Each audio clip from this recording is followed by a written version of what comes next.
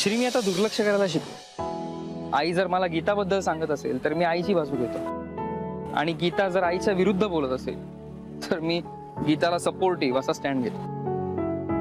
काय करणार, कोणाची बाजू घेणार? पण म्हणजे तू स्वतःचा असा काही स्टँड घेत नाहीस? कसा घेऊ? हे बघ, मी गीताच्या बाजूने बोललो तर आई दुखावते, आणि आईच्या बाजूने बोललो तर गीताला राग येतो। अशा परिस्थितीत कोणाची बाजू घ्यायची काही कळत नाही। मला असं वाटतं की तू सत्याची बाजू घ्यायला हवीस। असं जमत नाही रेशा। का नाही जमत? श्री, मला गीताची बाजू पटते।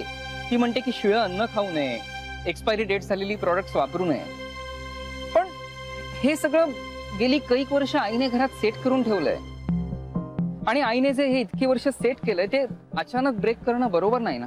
मनीष, तू नेहमी सत्याच्या बाजूने उभा राहा। हा, आता त्याच्यामुळे तुझी आई दुखावली जाणार असेल तर ठीक आहे, तिला दुखावली जाऊ दे, पण तू सत्याची बाजू कधीही सोडू नकोस। आणि गीताची बाजू बरोबर आहे हे तुला जाणवत असेल ना, तर मग फक्त आईच्या दडपणाखाली येऊन तू गीताची बाजू न घेणं, यातनं ना तू फक्त गीतावरच नाही तर स्वतःवरही अन्याय करतोस। मान्य आहे की आईनी सगळं सेट करून ठेवलेलं आहे, अनेक वर्षानुवर्ष सगळं चालत आलेलं आहे, पण म्हणून सेट करून ठेवलेल्या सगळ्याच गोष्टी बरोबर असतात असं नाही ना। काळानुसार आपल्याला बदलावं लागतं। श्री, हे सगळं बोलायला ठीक आहे रे, पण प्रत्यक्ष आईला दुखावणं कुणालाच नाही जमत। आईला दुखवण्याचा इथे मुद्दाच नाहीये, जे बरोबर आहे ते बरोबरच आहे।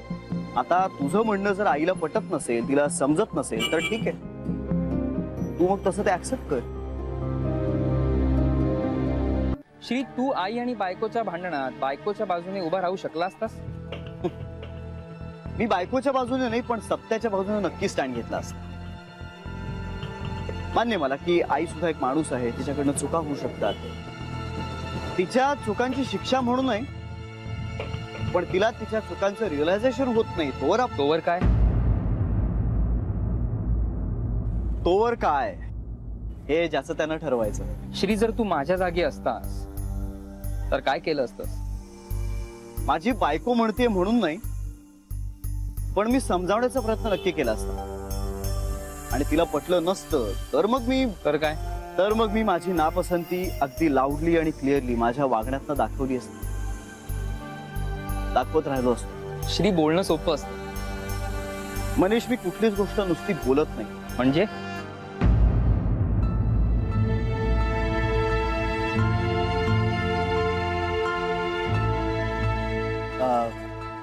चला मी निघतो, मला मीटिंगला उशीर होतोय।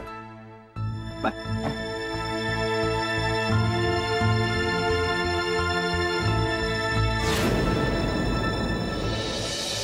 काहीच बोलला नाही का ग श्री?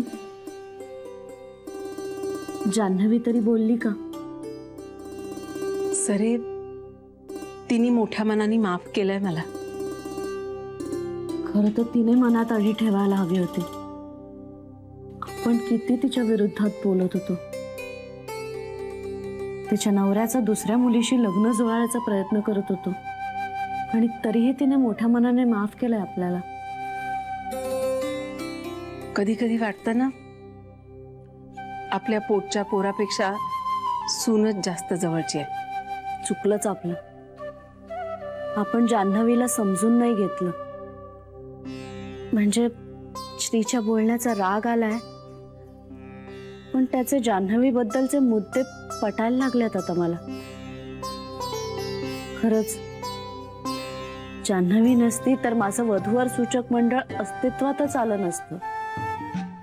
सरे, मी ना जान्हवीशी बोलायला लागले। बेबीला काय वाटेल? नाही, तिला काय वाटायचं असेल ते वाटू दे, पण मी ठरवलंय आता किती वर्ष असं ह्याला काय वाटेल त्याला काय वाटेल असं म्हणून जगत राहायचं। आई म्हणतात तसं करणार आहे मी। आता माझ्या मनाला आतून जे करावंसं वाटेल ना तेच करणार आहे मी।